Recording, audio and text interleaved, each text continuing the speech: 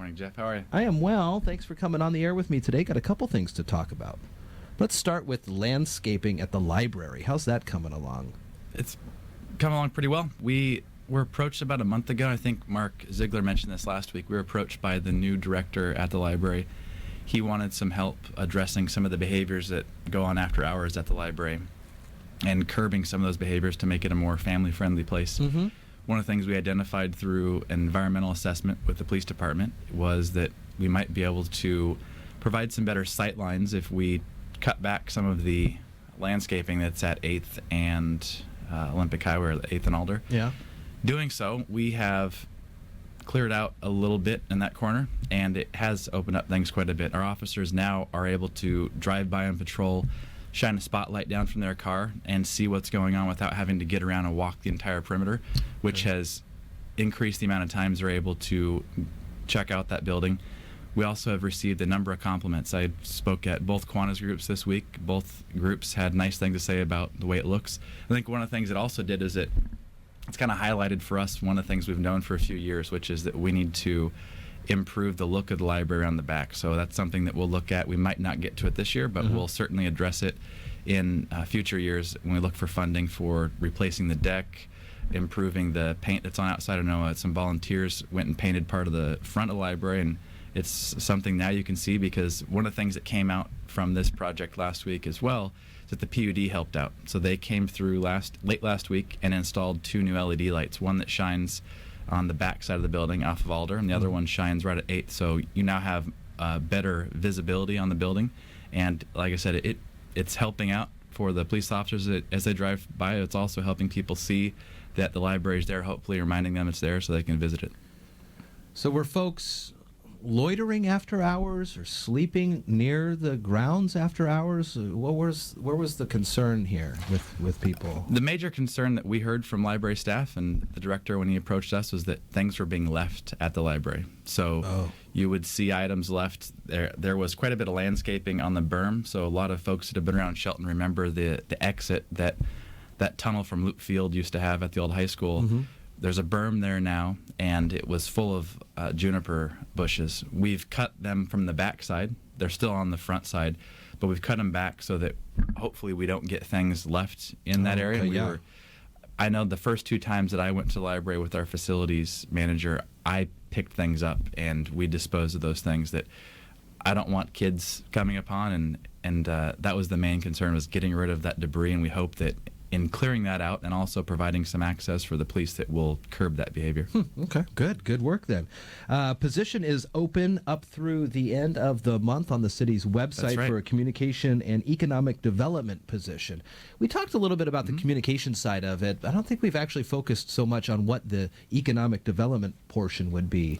Tell us a little bit more about this. Sure. John. The goal long term is to create the most business-friendly city in Washington. What we want to do is find a way to approach businesses, both those that we want to recruit and those that we want to retain in town, and find a way that we can fill a hole or fill a gap that we haven't done in a very long time. I'm not sure that the city's ever really focused in on economic development.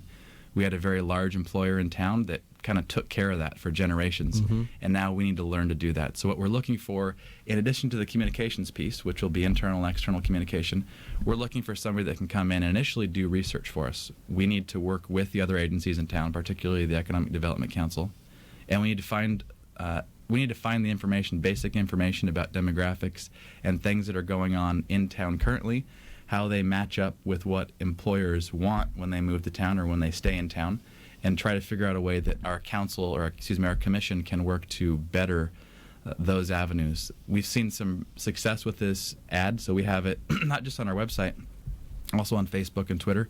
So far, we have over 70 applicants. Nice. We expect to see some more. It closes next week, like you said, the end of the month, and we expect that we're going to interview some very qualified folks from that applicant pool. Very cool. I like the fact that the city business is done in kind of the civic center, the community center, right down the way. As soon as you walk in, you got that front desk kiosk there that answers a lot of people's questions, I can imagine. But you also want to focus a little more on customer service. Is that right? We do. And that's going to play into what we look at in the future. We're exploring ways to develop more of a, if you will, a customer service center.